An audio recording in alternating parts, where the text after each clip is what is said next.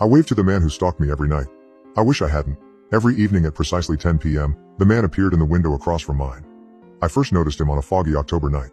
I was pacing around my tiny apartment, trying to work out a problem for a client, when my gaze wandered to the old building across the street. Through the dim haze, I could just make out a figure, barely visible, framed in the dusty glass of an upstairs window.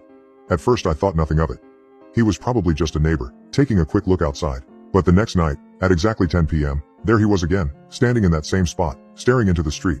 Something about the way he stood made my skin crawl. His face was barely visible, shrouded in shadow, but I could make out the pale outline of his eyes. He was watching me. I closed the blinds that night, uneasy.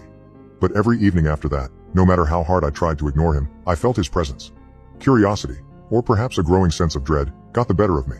Each night, I would watch the clock, my heart pounding, until the hour struck 10. And there he would be. Days turned into weeks, and the man never missed a night.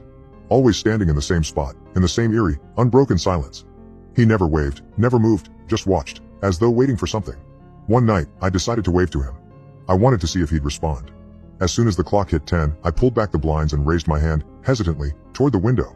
His eyes met mine, and for a brief moment I thought he was going to lift his own hand. Instead, his lips curled into a small, unsettling smile, revealing darkened, uneven teeth. My skin prickled. I quickly closed the blinds, trying to shake off the creeping chill that had settled over me. That was the first night I heard him. I had just started drifting off to sleep when a faint tapping echoed through my apartment. My eyes snapped open, heart hammering. The tapping was steady, deliberate, like someone lightly rapping their knuckles against glass. I lay frozen, listening, trying to place the sound. Tap, tap, tap. It was coming from my window. Slowly, dreading what I might see, I turned toward it. Through the thin fabric of my blinds, I could make out a shadowy outline standing on the fire escape outside my apartment. A face pressed close to the glass, a wide, toothy smile just barely visible through the slats. My blood ran cold. I wanted to scream, but I was paralyzed. I squeezed my eyes shut, hoping it was just my imagination, that the man in the window was only a trick of the light, a shadow cast by passing cars. The tapping grew louder, more insistent. Tap, tap, tap.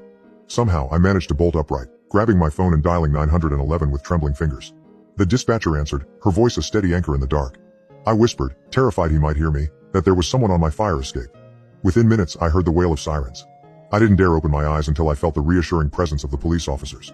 They searched the fire escape, the alley, the entire building, but found nothing.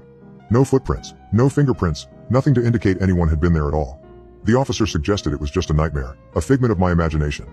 But I knew what I'd seen. I could still feel the weight of his gaze, the pressure of his face pressed against my window. That night, I barely slept, the man's smile haunting my every thought. The next day, I tried to convince myself it was over, that he wouldn't return. But as the clock struck 10, I found myself unable to resist looking out the window. He was there, staring back at me from across the street. This time, he looked different. His face was somehow clearer, his features sharper, more defined. His eyes were glassy and dull, his skin pale and stretched tight over his bones. And there was something else. He was holding up a piece of paper against the glass.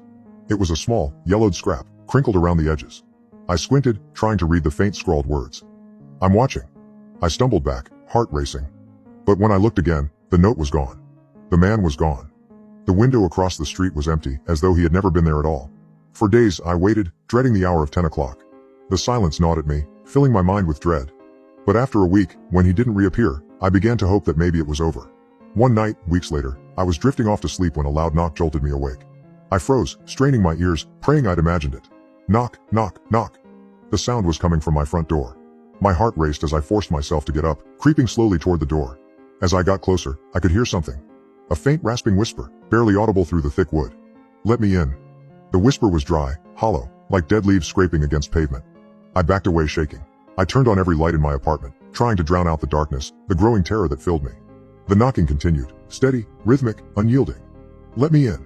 Desperate, I dialed the police again, but by the time they arrived, the knocking had stopped. The officers looked at me with pity, clearly doubting my story. They left soon after, telling me to call if I had any more trouble.